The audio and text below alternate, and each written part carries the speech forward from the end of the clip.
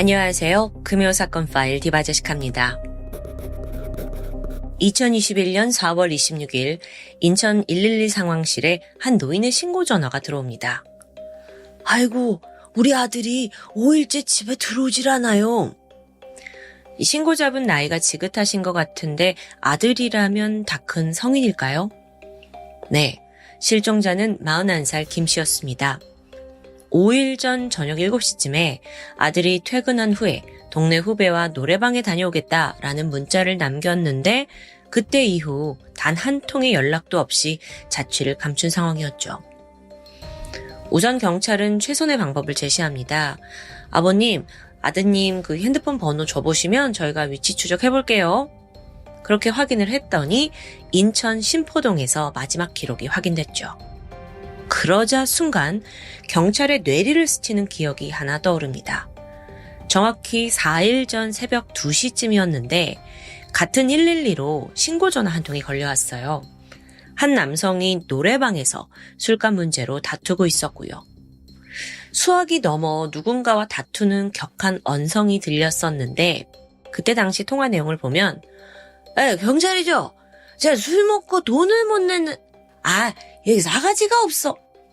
제가 술을 먹어가지고요. 술값을 못 냈는데 여기가 신포동이에요. 상호요. 야, 여기 상호가 뭐... 하지마. 전화했다고. 그러니까 신고를 하면서 누군가와 대화를 하는 아주 정신없는 내용이었습니다. 끝내 그는 상호명을 답하지 못했고요. 그 당시가 긴급이라고 판단되지 않아서 담당 경찰은 그냥 술 먹고 단순 다툼이 생겼다고 판단을 했고 출동 지령을 내리진 않았습니다. 실제로 이 전화는 신고자가 알아서 하겠다라는 말을 끝으로 전화가 끊어졌고요. 대수롭지 않게 넘어갔죠. 하지만 이 전화는 바로 실종된 김 씨의 마지막 전화 통화 내역이었다라는 게 밝혀집니다. 뿐만 아니라 해당 노래방 점주가 누구인가라고 조회를 해봤더니 분위기는 한층 심각해집니다. 그는 바로 34살의 허민우. 전산에 등록되어 있는 그의 프로필은 화려했습니다. 그는 인천 조직폭력배 꼴망파의 일원이었는데요. 이들은 인천 신포동과 동인천 일대를 중심으로 결성된 조직입니다. 유흥업소와 도박장을 운영하면서 폭력을 휘둘러요. 허민우 같은 경우에는 지난 2010년 다른 조직과 충돌로 유혈 사태를 일으킨 적이 있습니다. 잠깐 구속이 됐다가 풀려났고요. 다음 해부터는 보도방을 운영하기 시작했는데요. 참고로 보도방이란 곳은 업소에다가 성매매 여성을 불법으로 알선하는 곳입니다. 이 일로 징역 8개월과 집행유예 2년을 선고받아요. 그러다 조용히 지내는 듯 했지만 꼴망파를 등에 업고 온갖 불법적인 일을 자행하고 있었죠. 그러다 결국 2020년에 범죄단체 가입 및 활동 혐의로 징역 2년, 집행유예 3년을 선고받습니다. 동시에 보호관찰 대상자로 지정이 되는데 이렇게 되면 일정 기간 감시를 받아야 돼요. 근데 이 또한 6개월 주기로 재분류가 이루어지고요. 허민우는 초기에는 주요 대상자로 분류가 되었는데 2020년 6월 일반으로 하향이 되면서 감시의 눈에서는 벗어나게 된 상황이었죠. 자, 앞서 실종 신고가 된 김 씨가 행여라도 이들 조직과 어떤 연관이 되어 있다면 게다가 지금 4일째 소식도 없잖아요. 지금으로서는 생명을 장담하기 어려운 상황이었습니다. 경찰은 일단 허민우를 찾아갔죠. 그는 경찰을 대면한 상황에서도 아주 태연하게 굴었습니다. 그래 며칠 전에 김 씨가 손님으로 왔다. 근데 술값을 안 내서 말다툼이 벌어졌고 그렇게 신고하다가 전화를 철회하고 노래방을 바로 나갔다라고 주장을 합니다. 그래서 경찰이 그래요? CCTV 좀 봅시다 했죠. 영상을 확인한 경찰은 고개를 내줬습니다. 4월 21일 저녁부터 26일까지 지난 5일간 딱 그 구간만 CCTV 영상이 삭제되어 있는 거예요. 이미 손을 쓴 거죠. 하지만 아직 희망은 있습니다. 그 주변이 유흥가 밀집 지역이었어요. 그래서 다른 가게나 거리 곳곳에 CCTV가 설치되어 있었거든요. 그렇게 확인을 해보니까 실종자 김 씨, 그는 4월 21일 저녁 7시 반쯤 후배와 함께 해당 노래방으로 들어갔습니다. 그리고 3시간이 지나서 밤 10시 반쯤에 후배가 혼자 그곳을 빠져나와요. 아무리 이후를 돌려봐도 김 씨가 나오는 모습은 없었죠. 즉 그는 노래방 안에서 완벽히 실종된 상황입니다. 경찰은 그 안에서 살인이 벌어졌고 이미 허민우가 시신 처리까지 끝냈을 것이다 라고 추정을 합니다. 근데 정작 허민우는 아무것도 모른다, 기억이 나지 않는다 라고 발뺌하고 있고요. 결국 경찰은 실종 22일 만에 5월 13일 수색영장 발부받아서 노래방 안으로 들어갑니다. 과학수사팀과 함께 정밀감식을 하는데 바로 여자 화장실에서 혈흔과 함께 미세한 인체 조직이 발견됐죠. 확인해보니 김 씨의 것으로 판명됩니다. 이렇게 도저히 들러댈 수 없는 명확한 물증이 등장하면서 허민우는 혐의를 인정할 수밖에 없었습니다. 사건이 발생한 2021년 4월 21일, 이때 한국은 코로나 팬데믹으로 인해서 사회적 거리두기 2단계가 발령되어 있었습니다. 유흥주점에 대한 집합 금지 조치가 포함이 된 거예요. 그러니까 사람들이 모이는 영업행위 자체를 막고 있었던 건데요. 이걸 위반하면 최대 300만 원 과태료와 영업 정지를 받게 되죠.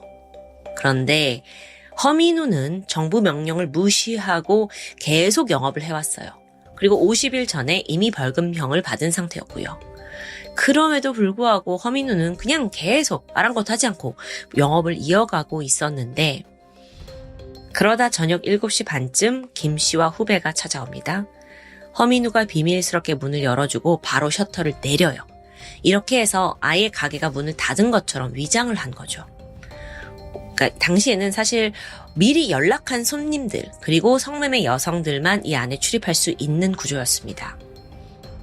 그날 김 씨와 후배는 30만 원을 지급하고 2명의 여성들과 신나게 술자리를 갖게 돼요. 밤 10시 반쯤 피곤했던 후배가 먼저 자리를 떠나게 됐는데 김 씨는 좀 아쉬웠는지 혼자 남아 시간을 보내게 됩니다. 근데 이미 만취한 상태였죠. 이미 3시간이나 술을 먹었으니까요. 그러다 잠깐 잠에 들게 돼요. 얼마 후에 일어나 보니까 새벽 2시. 영업 끝났습니다. 이때 허민우가 김 씨를 흔들어 깨웁니다. 그러면서 지금 시간이 원래 예약보다 1시간이나 초과가 되었다. 추가금 10만 원을 더 내라 라고 요구한 거예요. 당시 김 씨의 수중에는 2만 원이 전부였습니다. 돈도 없었지만 돈을 내기도 싫었죠. 그래서 야, 내가 성금 내지 않았냐? 내가 호구냐? 내가 왜 돈을 더 내야 되냐? 그리고 너 지금 이거 불법 영업 아니냐? 내가 그냥 신고하면 너 어떻게 되는 줄 아냐? 이렇게 협박을 한 거예요. 그 김에 김 씨가 112에 전화를 건 거고요. 앞서 경찰이 들어온 신고가 바로 이거였습니다. 그리고 나서 김 씨가 이제 사장 허민우의 복부를 때리고 또 뺨을 쳤다고 해요.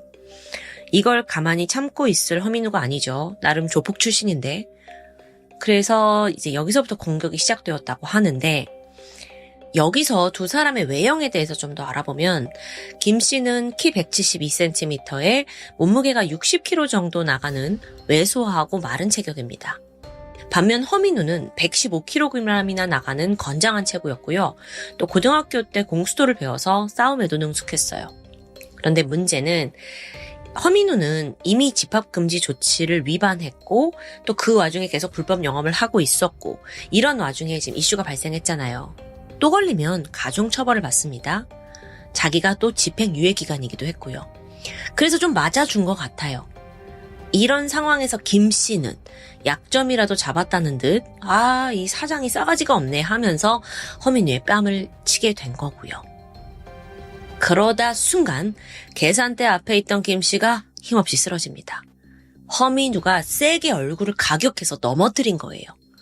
이후로도 분노를 참지 못하고 발로 머리를 걷어찼고 한 5m가량 밀려나게 되는데요. 화장실 입구에 몸이 부딪혀서 튕겨나갔을 정도입니다. 그 전까지 잘 참고 있던 허민우가 분노가 한 번 폭발되니까 이제 완전히 이성을 잃게 됩니다. 그대로 김 씨의 머리를 마구 밟아요. 김 씨는 점점 의식을 잃어갔고 숨도 제대로 쉬지 못했죠. 씩씩거리던 허민우는 그대로 쓰러진 김 씨를 바닥에 방치했고요. 결국 13시간이 지난 20일 오후 3시 확인해보니 김 씨는 이미 사망한 후였습니다. 그러는 사이 허민우는 사체를 어떻게 유기할지 방법을 검색해 둡니다. 가장 깔끔한 건 토막 내서 야산에 버리는 거라고 생각을 했어요. 그래서 아주 신속하게 움직이는데 마트에 가더니 14리터짜리 락스 한 통, 쓰레기 봉투 10장, 청테이프 2개를 삽니다. 집에서 식칼과 접이식 톱까지 챙겨왔죠. 원래 계획대로라면 지금 노래방에 죽어있는 김 씨를 시신 야산으로 옮겨서 토막 작업을 할 생각이었습니다. 근데 생각보다 시신이 무거운 거예요. 운반은 어렵겠더라고요. 그래서 결국 24일 아침 9시부터 약 3시간 동안 여자 화장실에 들어가서 김 씨의 시신을 토막내기 시작합니다. 옷을 다 벗기고 톱으로 머리와 몸통, 하체 3등분을 먼저 내게 됐죠. 그러면서도 신원 확인이 힘들도록 10손가락 끝을 모두 칼로 도려냅니다. 동시에 부패 냄새가 풍길 거잖아요. 그걸 없애기 위한 방법으로 배를 갈라서 장기를 꺼내요. 하지만 여전히 고민이 있었습니다. 운반을 해야 될 토막 덩어리들이 너무 큰 거예요.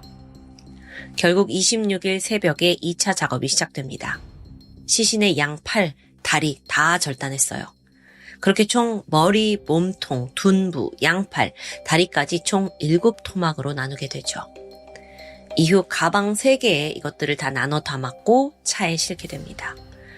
적합한 장소를 찾아다니다가 해변과 가까운 한적한 인천 무의도, 강화도 등지를 돌아다니게 돼요. 시간적으로 보면 이쯤 해서 경찰 수사가 시작된 거고요. 그리고 여전히 시신은 차에 있었습니다. 마침 29일 저녁 그는 인천 철마산 인근 외진 풀숲이 적당한 곳이라고 판단합니다. 그리고 여기에 시신을 유기해요. 이후 허민우는 완전 범죄를 자처했습니다. 이미 발빠르게 노래방 다 치워놨고 증거도 깨끗이 없앴어요. 그렇게 가벼운 마음으로 일상으로 돌아와서 여자친구와 데이트까지 즐겼죠. 요즘 과학수사가 얼마나 발전했는데 아무리 14리터짜리 락스로 박박 닦고 청소를 해도 여자 화장실에선 소량의 흔적이 발견되었습니다. 혈흔과 미세 조직 나왔잖아요. 그게 발목을 잡을 줄은 저도 몰랐던 거죠. 2021년 9월 1심 재판이 열렸습니다. 재판부는 우발적 살인, 잔인한 사체 훼손 과정을 지적했어요. 게다가 허민우는 재범 위험 평가를 받게 되는데 16점, 상당히 높은 점수를 받게 됩니다. 동시에 공감 능력, 행동 통제력이 부족해서 위험 요소가 높게 나온 거예요. 이미 사실 법을 수없이 어긴 사람이잖아요. 그런 전적까지 참작이 되면서 허민우에게는 징역 30년이 선고됩니다. 뿐만 아니라 위치 추적 전자발찌 부착 10년, 또 방역수칙 위반했어요. 벌금 300만 원이 부과되었죠.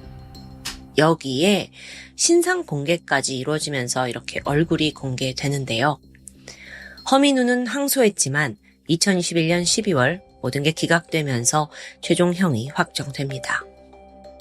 사실 이 사건에는 치명적인 실수가 존재합니다.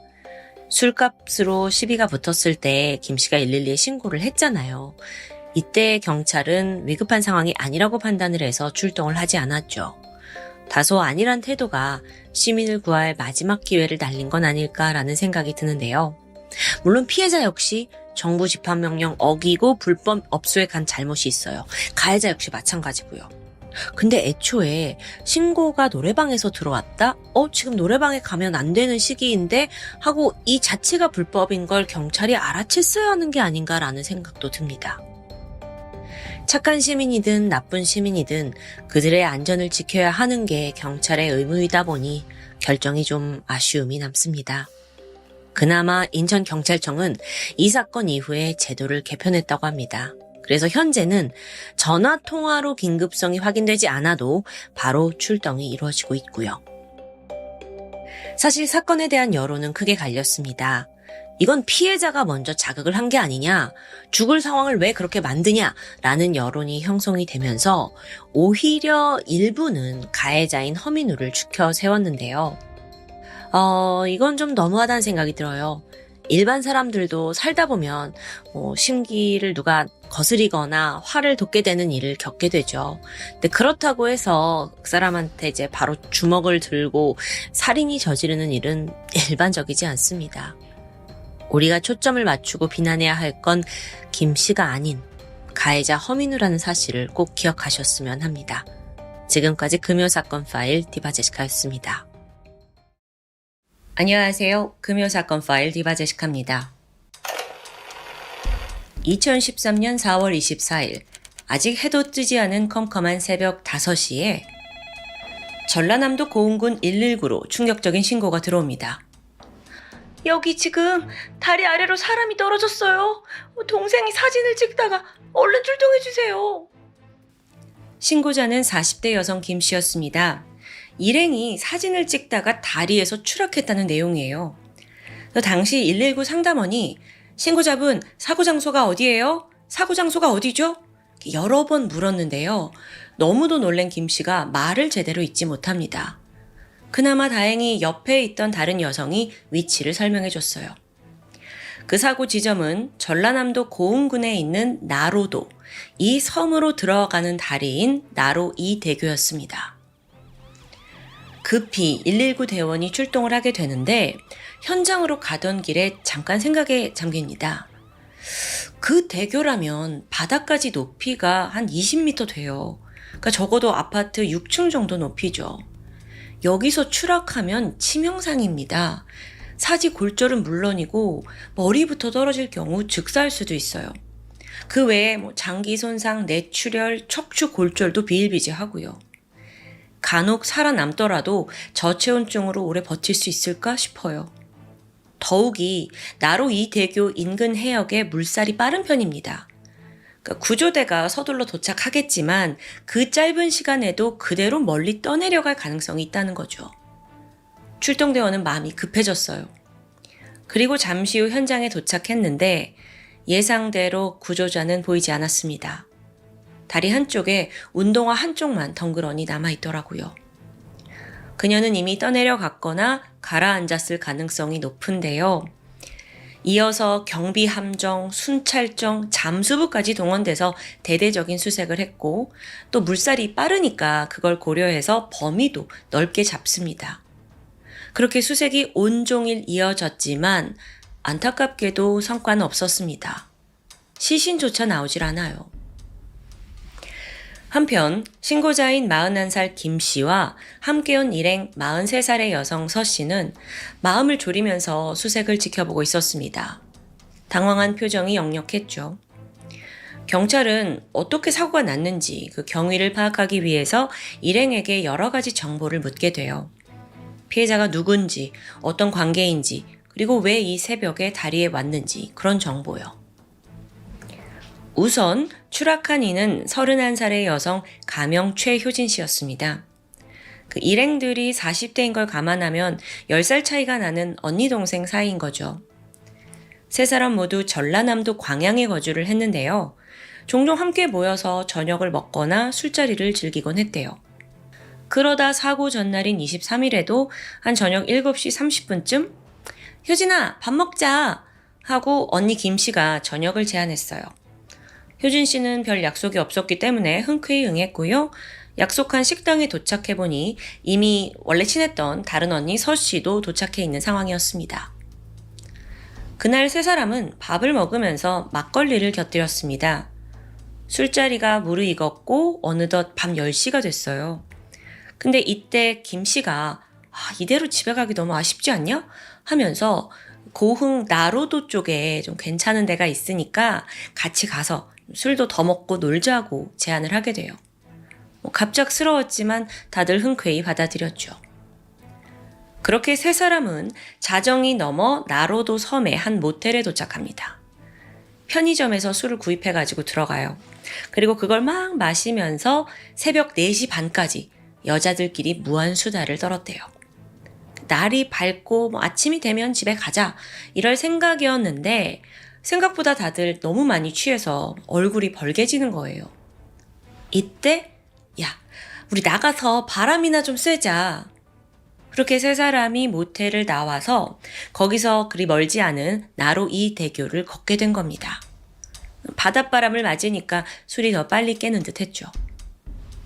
그런데 대교 중간쯤 다다랐을 무렵에 효진 씨가 돌연 언니들 우리 셀카 찍자 하면서 사진을 찍자고 가요. 그 난간 쪽으로 이제 술이 좀 취했으니까 비틀거리면서 다가갔죠. 자, 이제 찍는다. 찰칵. 근데 이 순간 강한 바람이 불었어요. 효진 씨가 막 중심을 잃더니 그대로 다리 밑으로 떨어져 버린 거예요. 그걸 눈앞에서 본 김 씨와 서 씨는 너무 놀래서 비명을 질렀고 막 패닉에 빠집니다. 그래서 가까스로 정신을 붙잡은 김 씨가 119에 신고를 했는데요. 정말 너무 갑작스럽게 벌어진 사고였죠. 그런데 이들 진술을 듣던 경찰이 뭔가 석연치 않은 느낌이 들었어요. 사고가 발생한 그 새벽 5시쯤은 아직 동이 완전히 트지 않은 시각이라 어둠이 깔려 있습니다. 가까운 사물조차 제대로 식별하기 어렵다고 해요. 실제로 효진 씨가 촬영한 사진에서도 가로등 불빛만 어렴풋이 보이더라고요. 게다가 여기는 관광객들이 즐겨 찾는 그런 명소가 아니거든요. 굳이 사진을 찍을 만한 곳도 아니었죠. 물론 세 사람이 기념사진을 찍고 싶었을 수도 있긴 한데요. 다음으로 경찰은 이 세 사람이 묵었다던 모텔을 찾아갑니다. 방 안에 빈 술병들과 함께 효진 씨의 머리끈이 떨어져 있었어요. 밤사이 이들이 여기 머물렀던 건 사실인 듯 합니다.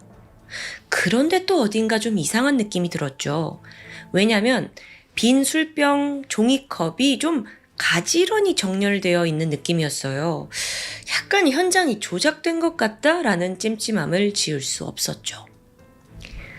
그래서 이런 의심을 토대로 경찰은 김 씨와 서 씨를 분리해서 당시의 상황을 자세히 물어봅니다. 정말 사고였다면 두 사람의 진술 동일할 거예요.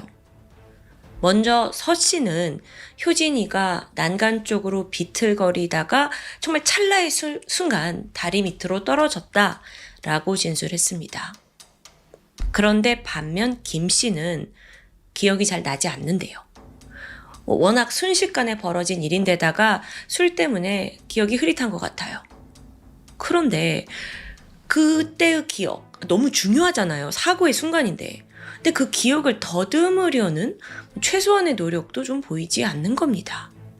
그래서 경찰이 직감적으로 그녀가 뭔가 숨기고 있다는 느낌이 들었죠. 근데 이건 아직까지 그저 직감일 뿐이에요.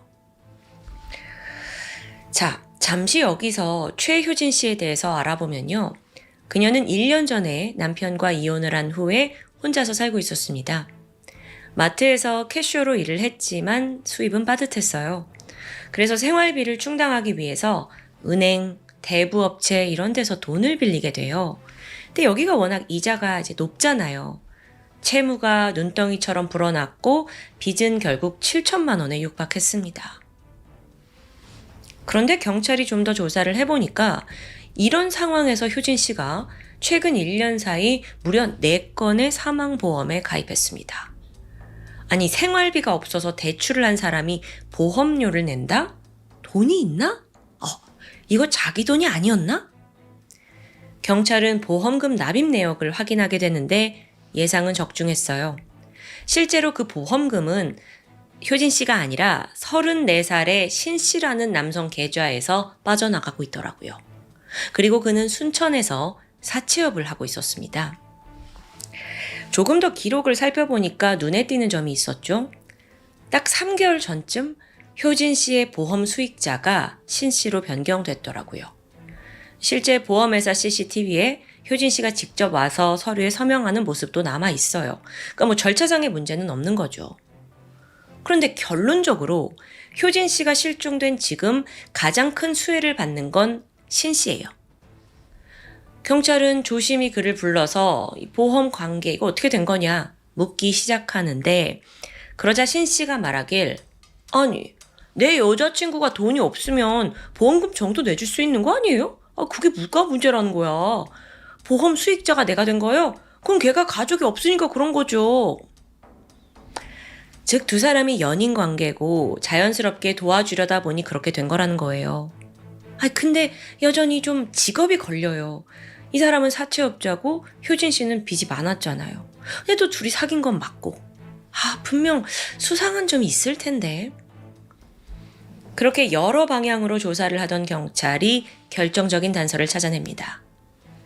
효진 씨가 실종되기 며칠 전에 한 코란도 차량이 나로 이 대교 인근을 여러 번 왕복하는 게 CCTV에 포착된 거예요. 이 차, 이 코란도 얘는 뭔데 이렇게 자주 보이지? 하고 차 번호를 조회했더니 차주는 놀랍게도 신 씨였습니다. 물론 이게 살인을 했다는 증거는 아니에요. 현장을 사전에 답사했다고는 볼 수 있죠. 근데 여러분, 지금 잊지 말아야 할 게 있습니다. 사건이 발생했을 때 함께 있던 건 두 명의 그 언니들, 김 씨와 서 씨였어요. 생각해보면 사채업자 신 씨는 효진 씨가 사망하게 되면서 4억 3천만 원의 보험금을 챙길 수 있어요. 근데 그 보험금을 타려고 모든 걸 사고로 위장했다? 거기에 목격자 언니들까지 있었다? 그럼 뭐가 좋을까? 목격자가 있으면 모든 게 더 수월해질 수 있겠구나. 그런데 풀리지 않는 부분이 있죠. 평소 이 언니들은 효진 씨와 친했거든요. 근데 이 언니들이 범행에 공모할 이유가 뭐냐고요. 혹시 우리가 모르는 어떤 관계가 얽혀 있는 건 아닐까요? 그래서 경찰이 이 세 사람의 관계를 집중적으로 파고들어요. 마침내 연결점을 밝혀냈죠. 김 씨와 서 씨 두 사람이 모두 사채업자 신 씨로부터 수천만 원의 돈을 빌린 정황입니다. 그리고 좀 더 파보니까 이 세 사람이 사건 전부터 여러 차례 만남을 가졌더라고요. 식당에서 같이 밥을 먹는 모습도 CCTV에 찍혀 있고 식당 주인도 기억난다고 증언을 했어요. 그러니까 다시 말해서 이들 세 명이 한 패가 될 수도 있다는 거죠. 자, 효진 씨, 죽음으로 가장 큰 혜택을 보는 신 씨가 자기한테 돈 꿔간 언니들한테 어떤 조건을 걸면서 사건에 끌어들었다. 이렇게 가정이 되는데 그 조건은 빚을 탕감해준다 이 정도가 유력하겠죠. 자, 여기까지 이렇게 가정이 나오면서 경찰은 세 사람의 휴대폰 위치 추적을 합니다. 사건 당일 어떻게 이동했는지 그 경로를 면밀히 살피게 돼요. 동시에 사고 당시 주변에 있던 차량, 행인들을 상대로 탐문도 벌였습니다. 이쯤 되면 앞서 경찰이 만들어 놓은 추정을 뒷받침하는 어떤 결정적인 단서가 분명 나오리라 기대한 거예요. 그런데 사건이 발생하고 한 달 가까이 수사가 이어졌지만 아무런 혐의점이 발견되지 않습니다. 분명 경찰의 촉은 신 씨가 범인이야. 근데 답답하리만큼 증거가 없는 거예요. 살인은 고사하고 추락 사고에 연루됐다는 증거도 없고요. 지금 더욱이 시신도 없잖아요. 그러니까 막막하죠. 그런데 또 이런 상황에서 신 씨가 돌발 행동을 합니다. 자기가 직접 해양경찰서에 찾아가서 여자친구 수사 기록 정보를 보여달래요. 이게 보험사에 청구를 하기 위해서 내가 필요하다라고는 했지만 그가 범인이라면 진짜 속셈은 경찰이 어디까지 찾아냈는지 알아냈는지 확인하려는 걸 수도 있습니다. 그래서 경찰이 아직까지 정보 공개는 좀 힘들 것 같습니다. 거부를 하게 되는데 신 씨가 손해 사정사까지 고용을 해서 막 민원을 접수해요. 마치 경찰의 수사를 조롱이라도 하는 듯 아주 대범하고 뻔뻔하게 행동하고 있었죠. 그렇게 시간은 무려 2달 가까이 흘렀습니다. 여전히 제자리에만 있던 사건인데 6월 7일 날 정말 믿기 힘든 기적 같은 일이 벌어졌어요. 오후 3시쯤 전남 여수입니다. 여수 화정면 백야대교 인근에 있는 갯벌 바위 틈에서 심하게 부패된 여성의 시신이 발견된 거예요. 신원을 밝혀보니 바로 효진 씨였습니다. 그제서야 경찰 입장에서는 작은 희망이 보여요. 그녀가 정말 사고사를 당한 건지 확인할 수 있으니까요. 때마침 부검 결과가 도착했는데 사인은 경부 압박 질식사로 밝혀집니다. 목이 졸려서 살해당한 거예요. 게다가 사실요, 이 시신이 발견된 순간부터 타살은 명백했어요. 왜 그랬냐면 이 시신이 커튼천에 쌓여서 녹색 철망으로 돌돌 감겨져 있었기 때문입니다.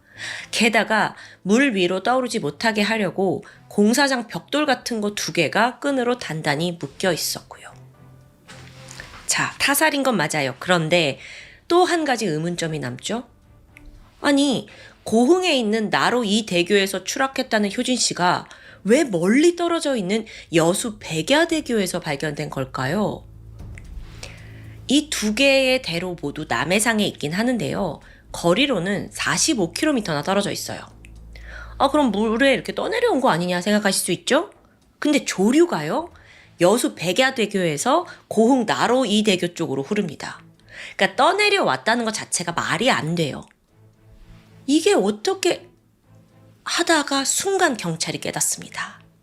이거 처음부터 거짓말이구나.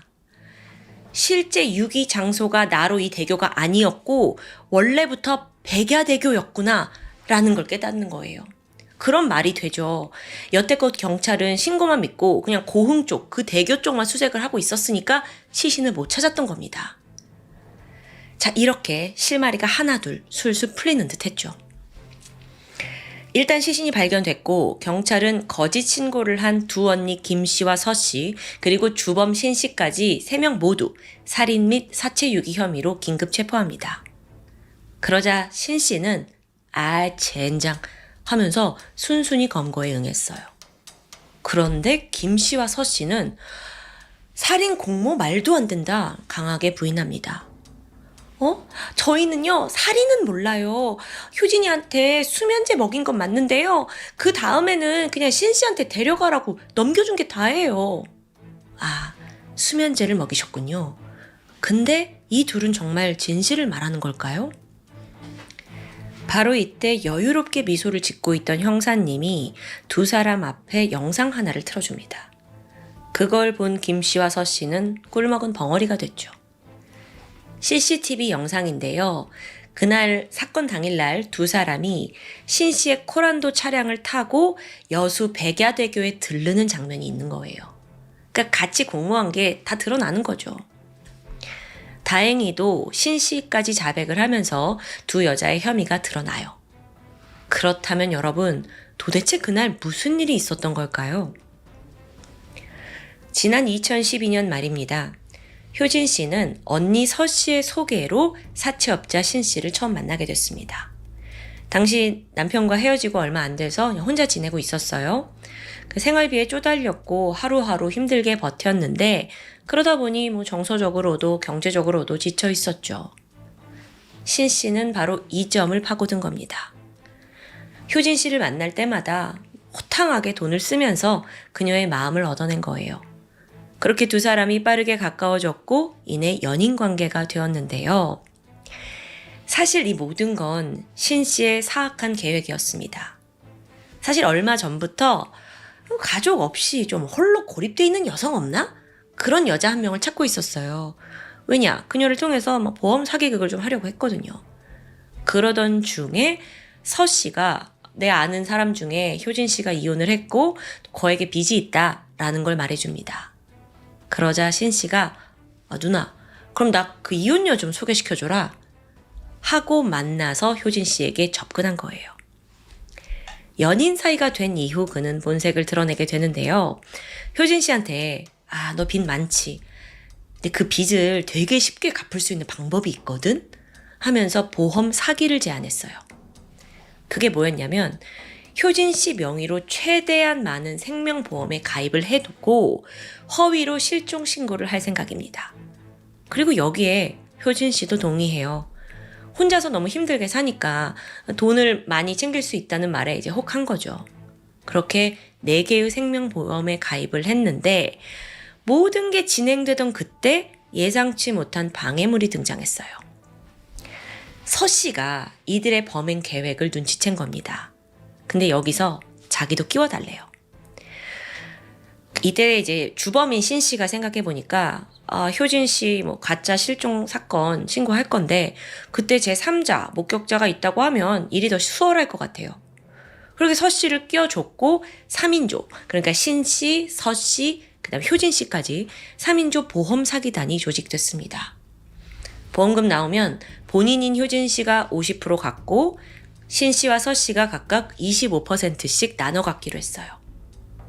그런데 신 씨가 불만이 생기기 시작합니다. 아니, 이 판을 짠 건 난데 자기한테 떨어지는 돈이 너무 적은 거예요. 왜 효진이가 제일 많이 가져가지? 그냥 차라리 죽여버리고, 진짜 죽여버리고 내가 그 돈 먹을까? 라는 생각이 들자 그는 서 씨와 몰래 내통합니다. 서 씨는 신 씨한테 빌린 돈이 있었어요. 사채업자니까. 그래서 이걸 다 탕감해주는 대신에 효진 씨를 실족사로 위장하자는데 동의했죠. 그리고 여기서 또 다른 지인이었던 김 씨를 끌어들입니다. 그렇게 김 씨와 서 씨가 일부러 효진 씨와 점차 친분을 쌓아가게 된 거예요. 동시에 이 사기단의 3인조 멤버가 바뀌는 순간이었죠. 4월 23일 두 언니가 효진 씨를 식당으로 불렀습니다. 신나게 밥과 술을 먹는 척 하다가 잠시 효진 씨가 화장실을 간 사이 그녀가 마시던 막걸리에 수면제 졸피뎀을 탔어요. 아무런 의심 없이 효진 씨가 술을 마셨고 얼마 지나지 않아 막 시야가 흐려지더니 의식을 잃고 맙니다. 밤 10시 15분 이 식당 인근에서 대기하고 있던 신 씨가 도착했고 세 사람은 효진 씨를 부축하는 척 차에 태웠죠. 그리고 바로 거기서 3인조가 범행을 실행에 옮겼습니다. 지금 효진 씨는 막 사지가 축 늘어져 있어요. 근데 비닐봉지를 얼굴에 씌우는 거예요.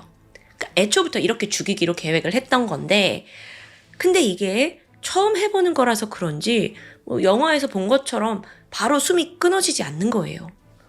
당황을 했죠.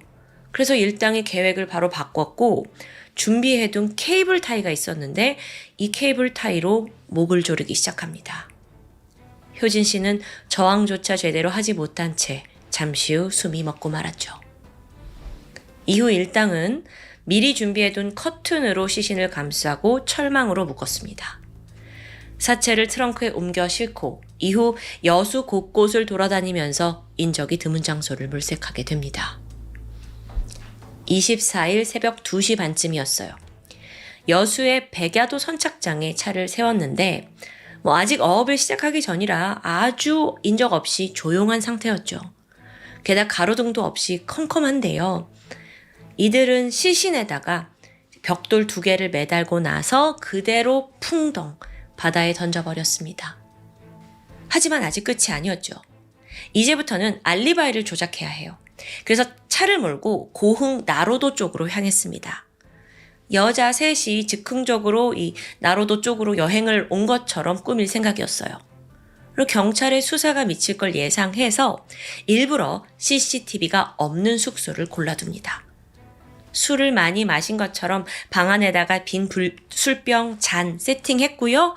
마지막으로 효진 씨의 머리끈을 일부러 남겨두었죠. 뿐만 아니라요. 김 씨와 서 씨는 나로 이 대교에다가 효진 씨의 운동화 한 짝을 자연스럽게 둡니다. 추락 상황을 이렇게 다 철저하게 연출해 둔 거예요. 그리고 잠시 후 잠깐만 당황한 척 좀 하고 막 연기를 펼치면서 신고를 했고 이때 옆에 있던 서 씨는 김 씨가 실수를 하지 않도록 옆에서 하나하나 코칭하고 있었어요. 와, 정말 너무 소름 돋죠. 이렇게 사건 전말이 드러났습니다. 세 사람 검찰에 기소됐죠.